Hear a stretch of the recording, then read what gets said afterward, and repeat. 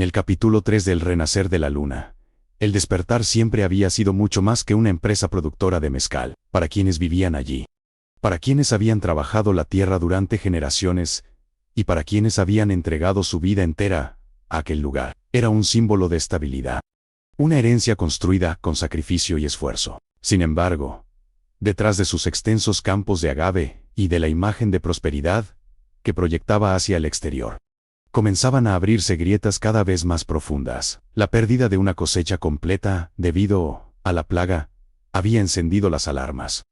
Pero lo que realmente amenazaba con destruir todo, no era la situación económica, sino las ambiciones y los secretos que crecían dentro de la propia familia. Dalila observaba cada movimiento con una mezcla de ansiedad y control enfermizo. Durante años había construido una posición de poder que consideraba intocable, y cualquier amenaza, por pequeña que fuera, despertaba en ella una reacción feroz. La enfermedad de Andrés, lejos de preocuparla únicamente por razones afectivas, representaba una variable peligrosa en sus planes, mientras el empresario permanecía debilitado y recluido en su habitación. Ella podía tomar decisiones sin oposición. Sin embargo, también sabía que cualquier error podía arruinarlo todo. La presencia de Lupita se había convertido en una molestia constante. La mujer conocía demasiado, observaba demasiado. Sobre todo, conservaba una lealtad inquebrantable hacia Andrés. Por eso cada comentario suyo era recibido como una provocación. Lo que comenzó como una simple discusión terminó convirtiéndose en una explosión de resentimientos acumulados durante años. Lupita estaba cansada de vivir bajo órdenes, de soportar humillaciones y de sentirse atrapada en una vida que nunca eligió, aunque el miedo seguía acompañándola.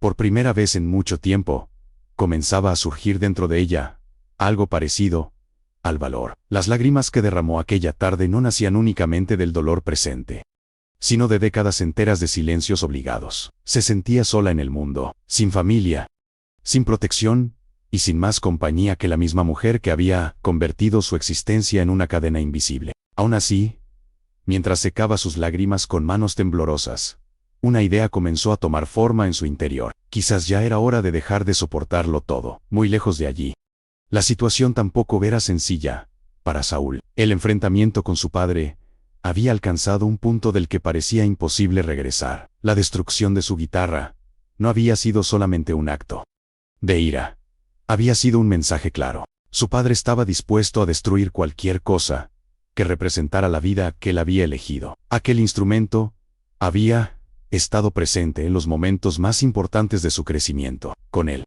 había compuesto sus primeras canciones, había aprendido a transformar emociones en melodías, y había construido la esperanza de un futuro diferente. Verlo hecho pedazos había sido como contemplar la destrucción de una parte de sí mismo. Sin embargo, la verdadera herida no provenía de la guitarra rota, sino de la incapacidad de su padre para verlo como realmente era. Durante años había intentado demostrarle que la música no era un capricho pasajero. Había estudiado, trabajado y sacrificado comodidades para perfeccionar su talento. Pero para el señor Duarte nada de eso tenía valor. Solo existía un camino aceptable: continuar con los negocios familiares. La discusión escaló frente a todos los presentes. Los amigos de Saúl observaban con indignación cómo aquel hombre intentaba imponer su voluntad mediante amenazas y humillaciones. Lo que más sorprendió al joven fue descubrir que las personas que menos obligaciones tenían con él eran precisamente quienes más lo defendían. El dueño de la casa de huéspedes,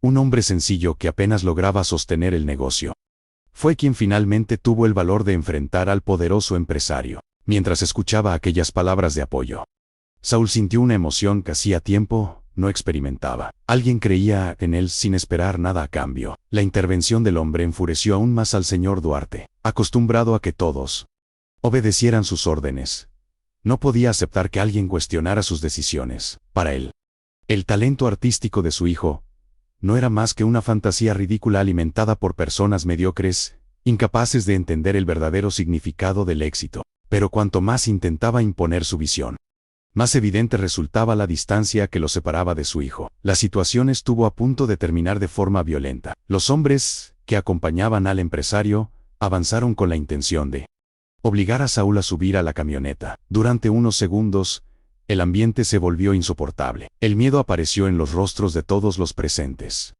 Pero también la determinación de impedir que aquello ocurriera. Por primera vez, Saúl se plantó frente a su padre, sin retroceder. No lo hizo con gritos, ni amenazas. Lo hizo con una serenidad inesperada. Comprendió que seguir buscando aprobación era inútil. Comprendió que jamás lograría convencer a alguien que se negaba a escuchar. Y comprendió que el respeto que tanto había buscado tendría que empezar por dárselo a sí mismo. Aquella certeza cambió algo dentro de él.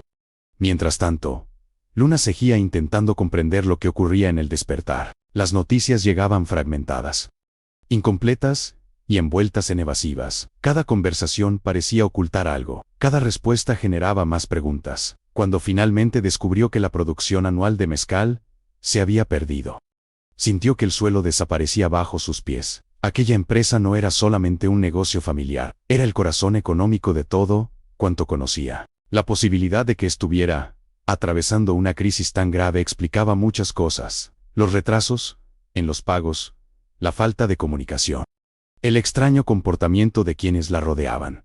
Pero aún así había algo que no encajaba, algo que nadie estaba diciendo. La intuición comenzó a inquietarla de manera constante. No podía evitar pensar en su padre. Cada vez que intentaba comunicarse con él y no obtenía respuesta, una sensación desagradable crecía en su pecho. Era como si una voz silenciosa le advirtiera que el verdadero problema era mucho más grave de lo que todos intentaban aparentar. Esa noche apenas logró dormir. Los recuerdos de su infancia regresaban. Una y otra vez, recordó los momentos felices junto a Andrés, las historias que él le contaba, las promesas que hacía sobre el futuro, y la manera en que siempre encontraba tiempo para escucharla. Nada de eso coincidía con la distancia que sentía ahora. Nada de eso justificaba el silencio. Y cuanto más pensaba en ello, más convencida estaba de que debía regresar a México cuanto antes, sin saberlo. Esa decisión comenzaba a poner en movimiento acontecimientos que cambiarían para siempre el rumbo de su vida. Porque mientras Luna intentaba descubrir la verdad, otras personas ya estaban planeando su futuro, sin preguntarle su opinión. En una elegante oficina, ubicada a cientos de kilómetros de distancia, dos hombres discutían precisamente sobre ella. Para ellos, Luna no era una persona con sueños propios, era una oportunidad, una pieza clave dentro de un juego de poder que llevaba años preparándose, y estaban dispuestos a todo para conseguirla. La noche cayó lentamente sobre los distintos rincones, donde el destino de tantas personas parecía avanzar por caminos separados, aunque en realidad todos se dirigían hacia el mismo punto de colisión. Mientras las luces comenzaban a encenderse en los pueblos cercanos a los campos de agave, y una brisa tibia recorría los sembradíos dañados por la plaga.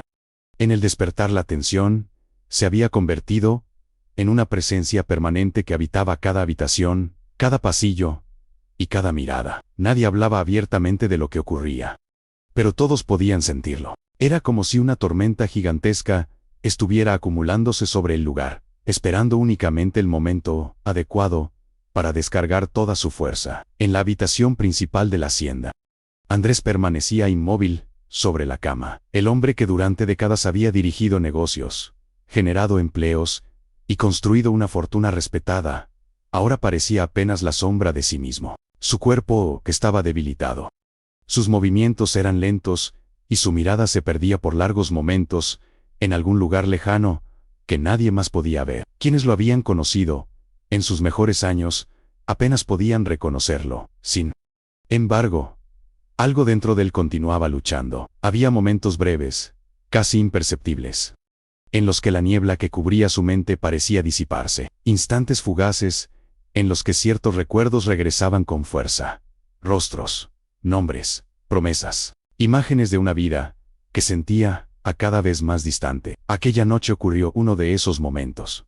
Mientras permanecía acostado observando la oscuridad del techo, una imagen apareció de pronto en su memoria con una claridad inesperada. Una niña corriendo entre los jardines, una risa cristalina, unas pequeñas manos sujetando las suyas. Luna. El nombre apareció dentro de él con una intensidad que le provocó un dolor extraño en el pecho. Intentó incorporarse, intentó llamar a alguien, intentó comprender por qué hacía tanto tiempo que no veía a su hija, pero la debilidad volvió a imponerse. Sus labios apenas lograron moverse antes de que el agotamiento lo obligara nuevamente a cerrar los ojos. Desde el otro lado de la puerta, Dalila observaba. La escena la inquietó más de lo que estaba dispuesta a admitir. Durante años había mantenido cada situación bajo control. Había vigilado cada detalle, cada conversación y cada movimiento relacionado con Andrés. Sin embargo, comenzaba a percibir algo peligroso, como si la voluntad del hombre se negara a desaparecer por completo. Y eso representaba un problema enorme.